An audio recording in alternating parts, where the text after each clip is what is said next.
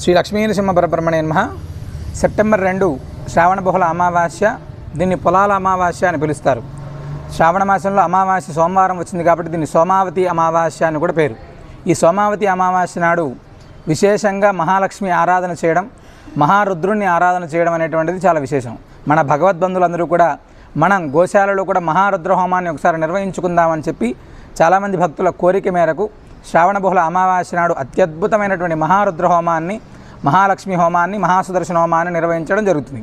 అవకాశం ఉన్నటువంటి ప్రతి ఒక్కరూ కూడా ఈనాడు జరిగేటువంటి కల్పవృక్ష నరసింహ స్వామివారికి జరిగేటువంటి అభిషేకంలోనూ అదేవిధంగా ఈ యొక్క హోమంలో పాల్గొని సకల గ్రహ దోషాలు, సకల దృష్టి దోషాలు, సకల దారిద్ర్య బాధలు ఇవంటి ఏది ఉన్నప్పటికీ కూడా ఆనాడు జరిగేటువంటి హోమంలో పాల్గొనడం అనేటువంటిది అత్యంత విశేషమైనటువంటిది. అవకాశం ఉన్నటువంటి ప్రతి ఒక్కరూ భద్రాద్రి దివ్యక్షేత్రంలో జరిగేటువంటి కల్పవృక్ష నరసింహ స్వామివారి సన్నిధిలో జరిగేటువంటి హోమంలో పాల్గొని స్వామివారి అనుగ్రహానికి పాత్రలు కాగలరు.